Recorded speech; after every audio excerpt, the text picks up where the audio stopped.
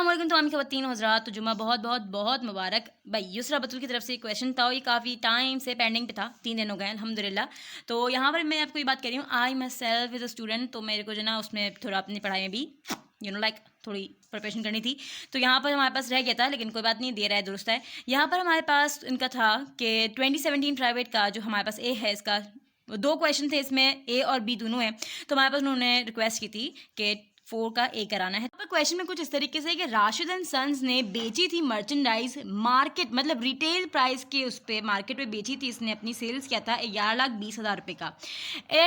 At the end हमारे पास यहाँ पर पीरियड फॉल में इस तरीके का हमारे पास डेटा मालूम हुआ था। अकाउंटिंग रिकॉर्ड्स में हमारे पास डेटा इस तरीके का था कि हमारे पास ओपनिंग इन्वेंट्री एट कॉस्ट की इतनी थी, एट रिटेल प्राइस की इतनी थी। परचेजेस हमारे पास एट कॉस्ट के इतने थे, एट रिटेल प्राइस के इतने थे। रिक्वायरमेंट में हमारे पास आया है कि भाईजान आपने जो है ना रिटेल प्राइस मेथड को इस्तेमाल करना है और आपने मालूम करनी है एंडिंग इन्वेंट्री एट कॉस्ट या फिर एंडिंग इन्वेंट्री यानी कॉस्ट ऑफ एंडिंग इन्वेंट्री बोल दो, ठीक है। हमारे को बेवकूफ़ बनाने के लिए इन्होंने थोड़ा ट्रिकी कर दिया। कॉस्ट ऑफ एंडिंग इन्वेंट्री होता है, एंडिंग इन्वेंट्री एट कॉस्ट कर लिया, मैं समझ गया, गॉट।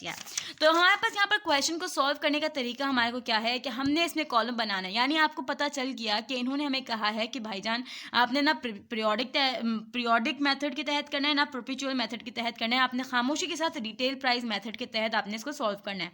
तो हमारे पास पर्टिकुलर्स का आ गया, कॉस्ट ऑफ प्राइस का यहाँ पर बनेगा कॉलम, दूसरा बनेगा रिटेल प्राइस का कॉलम, ठीक है। बिगनिंग ओपनिंग हमेशा स्टार्टिंग कहाँ से होती है बच्चा? ओपनिंग इन्वेंट्री या फिर बिगनिंग इन्वेंट्री। जो कॉस्ट प्राइस की हमारे पास क्वेश्चन में लिखी हुई थी अमाउंट, वही हमने लिख दिया, और रिटेल प्राइस पे भी जो हमारे पास अमाउंट लिखी थी वही कॉलम में हमने एज इट इज छापी है, ठीक है।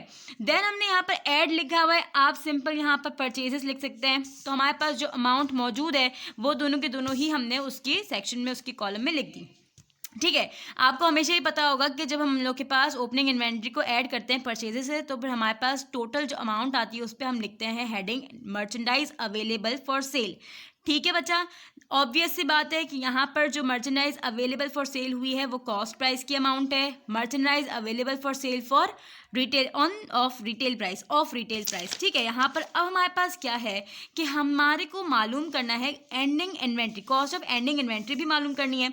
तो इस टेबल में अब हमारे पास जाहिर सी बात है परचेजेस का जिक्र हो गया, ओपनिंग इन्वेंट्री का जिक्र हो गया, वेयर इज सेल्स का तो जिक्र ही नहीं हुआ। तो हमने क्वेश्चन के ऊपर पढ़ा था कि रिटेल प्राइस की हमारे पास मार्केट पे हमने सेल्स किया था मर्चेंडाइज 11,20,000 रुपये का।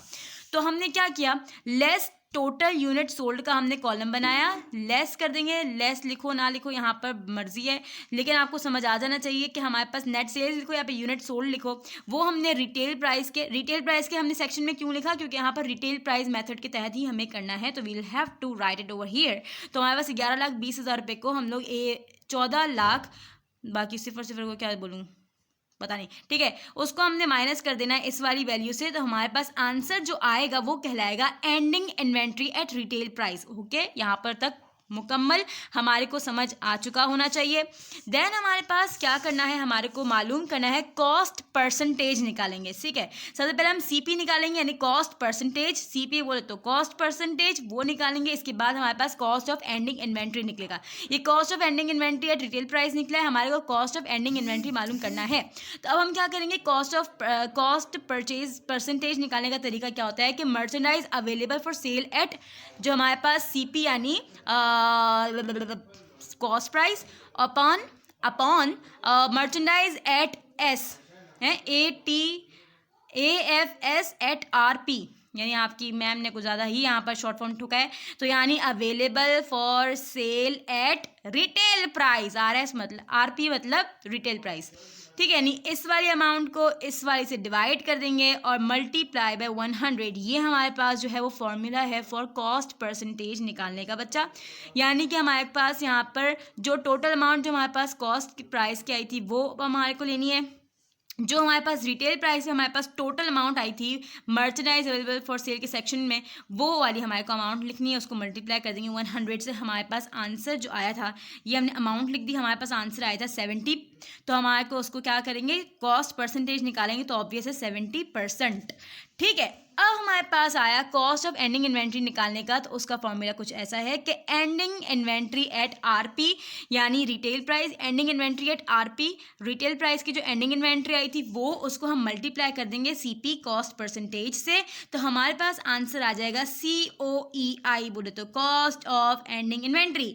यहाँ पर हमारे पास आंसर मुकम्मल हो गया अल्हम्दुलिल्लाह। और अब मुझे आप लोग से एक और बात पूछनी है, खासकर यूसरा बतूल आपसे, कि आपने कहा था बिजनेस मैथ्स का, तो जो आपने 2017 का प्राइवेट नहीं रेगुलर आपने कहा था क्वेश्चन नंबर ए उसका करना है, तो वो कौन सा बिजनेस मैथ्स की आप बात करिए या फिर आप बात करिए अकाउंटिंग्स की? Do let me know in the comment section, I will wait for your feedback. अब हम मिलेंगे अगली वीडियो के साथ इंशाल्लाह सुपर सून, अब डिले नहीं होगा इंशाल्लाह, ठीक है? अल्लाह हाफिज़ भाई।